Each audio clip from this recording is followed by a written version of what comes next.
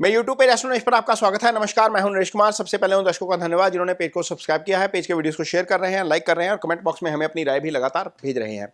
दोस्तों, आज के वीडियो में बात करेंगे शुक्र की। शुक्र जिसकी दशा 20 साल की होती है, यानी कि सबसे ज्यादा लंबी महादशा। शुक्र जो शुभ ग्रह है, गुरु और शुक्र दो शुभ ग्रह हैं। बुध कंडीशनल शुभ है, चंद्रमा कंडीशनल शुभ है। डार्क हाफ का चंद्रमा जो है वो खराब होता है, ब्राइट हाफ का चंद्रमा अच्छा होता है, यानी कि शुक्ल पक्ष का अच्छा होता है, कृष्ण पक्ष का खराब होता है। बुध पाप ग्रह के साथ आकर पापी जैसा व्यवहार करता है, शुभ ग्रह के साथ आकर शुभ जैसा व्यवहार करता है। दो प्लैनेट जो शुभ ही होते हैं, गुरु और शुक्र। शुक्र की महादशा सबसे लंबी होती है और शुक्र तमाम ऐश्वर्य, लग्जरी, ब्यूटी, पैसा सबके कारक हैं।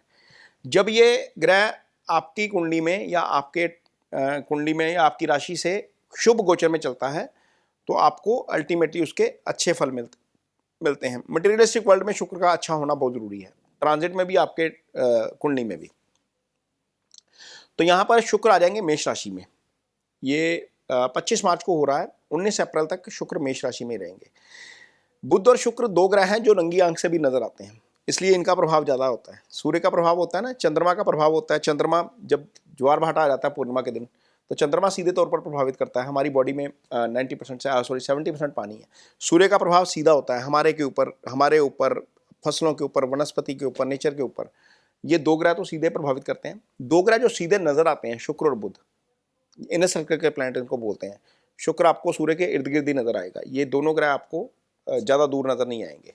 तो जो इनका गोचर है वो अल्टीमेटली आपके ऊपर सीधा असर डालता है। तो शुक्र इकलौते ग्रह हैं जिनका गोचर 9 भावों से अच्छा होता है।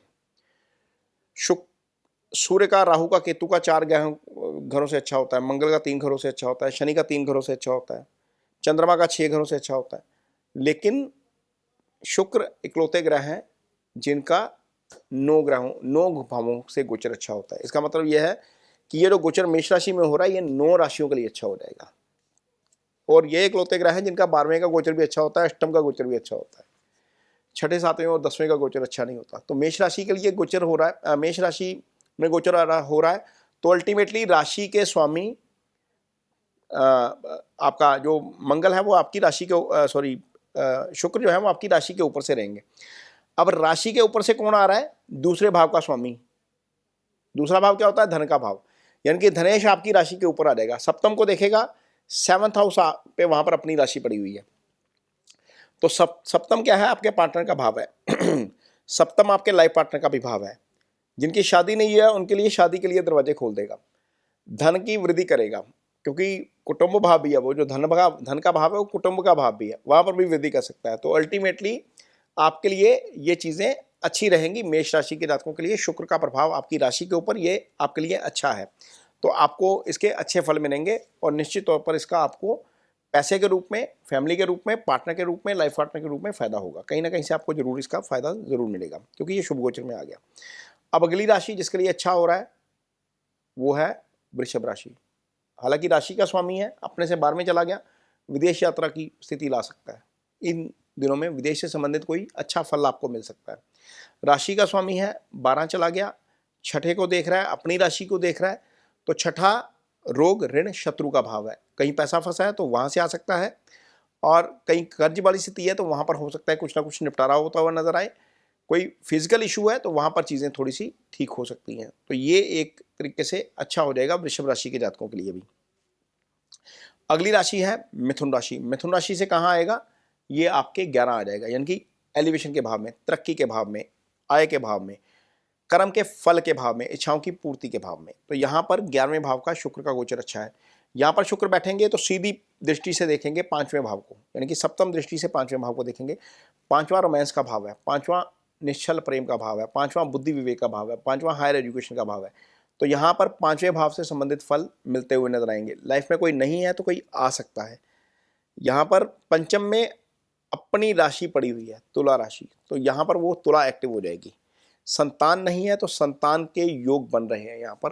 हालांकि गुरु संतान का कारक होता है, लेकिन विनस का बहुत बड़ा रोल होता है संतान में भी। तो पंचम एक्टिव हो रहा है आपके लिए खास तौर पर, क्योंकि पंचमेश आपका पंचम को देखेगा, तो ये संतान पक्ष से अच्छी खबर भी आ सकती है। तो ये एक अच्छी स्थिति हो जाएगी। कर्क के लिए अच्छे नहीं रहेंगे क्योंकि कर्क के लिए दशम में आ जाएंगे। ये जब दशम में आएंगे तो ये अच्छी स्थिति नहीं होती शुक्र के लिए, ये अच्छा नहीं रहेंगे। सिंह राशि के लिए देखेंगे तो सिंह राशि के लिए आएंगे शुक्र आपके भाग्यस्थान में। भाग्यस्थान में शुक्र का गोचर आपके भाग्य उदय का काम करेगा। इन 19 दिनों में, 20 दिनों में, जितने दिन के लिए भी ये हो रहे हैं, 24 दिन के लिए, यहाँ पर आपको भाग्य साथ देता हुआ नजर आएगा। अध्यात्म में आपका ध्यान बढ़ेगा, आप यात्रा कर सकते हैं, आध्यात्मिक यात्रा कर सकते हैं। डिटर्मिनेशन बढ़ता हुआ नजर आएगा क्योंकि शुक्र सीधी दृष्टि से आपके तीसरे भाव को देखेंगे। तो तीसरे भाव में वहां पर अपनी राशि पड़ी हुई है, पराक्रम में वृद्धि करेगा, तो निश्चित तौर पर यह अच्छी चीज है। हालांकि जब ये शुभ भाव में है तो कर्म से संबंधित फल भी अच्छे करेगा क्योंकि कर्म स्थान में शुक्र की अपनी राशि है। तो यहाँ पर चीज़ें आपके लिए बेटर होती हुई नजर आएंगी, ये आपके लिए अच्छा है। आगे कन्या राशि के लिए देखेंगे तो कन्या राशि के लिए अष्टम में आ जाएंगे। अष्टम में बैठेंगे तो सीधी दृष्टि से धन भाव को देखेंगे, धन भाव एक्टिव हो जाएगा। धनेश अपनी राशि को देख रहा है तो ये एक चीज़ें अपने भाव को देख रहा है, तो ये एक तरीके से अच्छा है। तो कन्या राशि के जातकों के लिए धन के लिहाज से काफ़ी अच्छा हो जाएगा। कन्या राशि के जातकों के लिए भाग्य उदय के लिहाज से काफ़ी अच्छा हो जाएगा क्योंकि भाग्येश शुभ गोचर में आ गया। हालांकि अपने से 12 चले जाएगा लेकिन शुभ गोचर में है तो निश्चित तौर पर इसके आपको अच्छे फल मिलते हुए नजर आएंगे। आपका भाग्य आपको साथ देता हुआ नजर आएगा। ये आपके लिए होगा कन्या राशि के जातकों के लिए। अब आगे है तुला राशि। तुला राशि के जातकों के लिए हालांकि राशि के स्वामी हैं लेकिन कहाँ गए, सप्तम में। यहाँ पर जाना अच्छा नहीं होता, ये अच्छी स्थिति नहीं है। तुला राशि के जातकों को इसका बहुत अच्छा फल नहीं मिलेगा।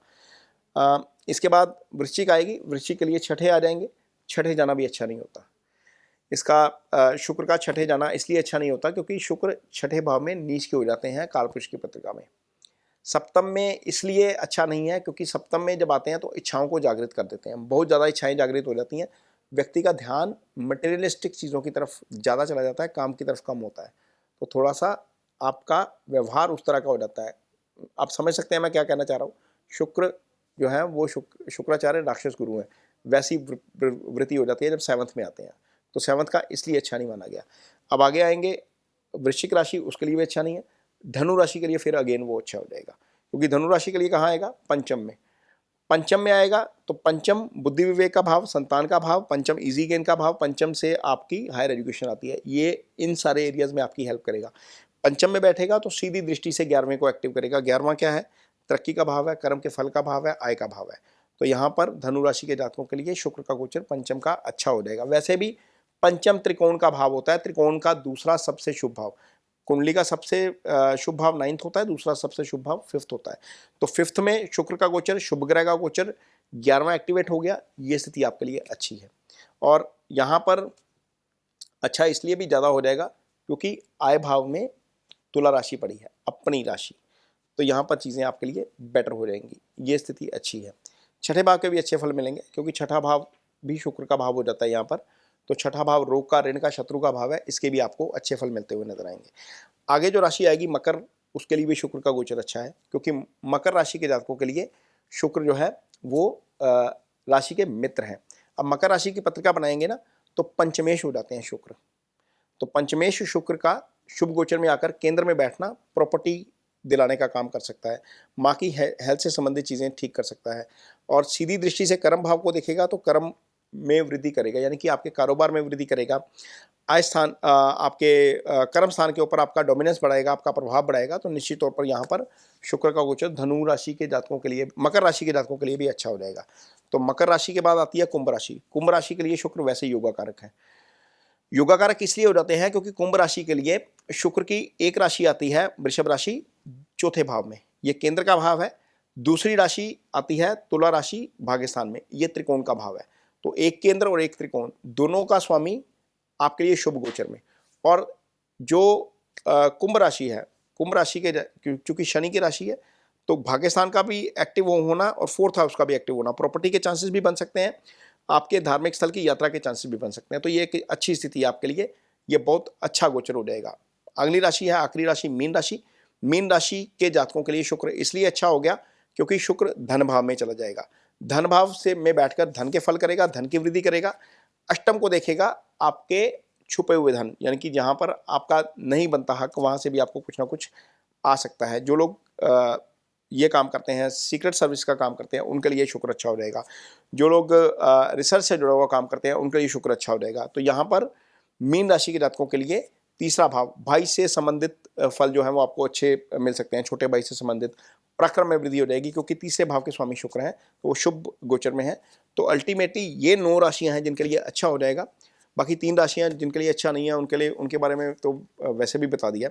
ये वीडियो आपको कैसा लगा इस पर कमेंट बॉक्स में अपनी राय जरूर दीजिए। यदि वीडियो अच्छा लगे तो इसे शेयर जरूर करिए, पेज को सब्सक्राइब जरूर करिए। इसके साथ ही मुझे दीजिए इजाजत। नमस्कार।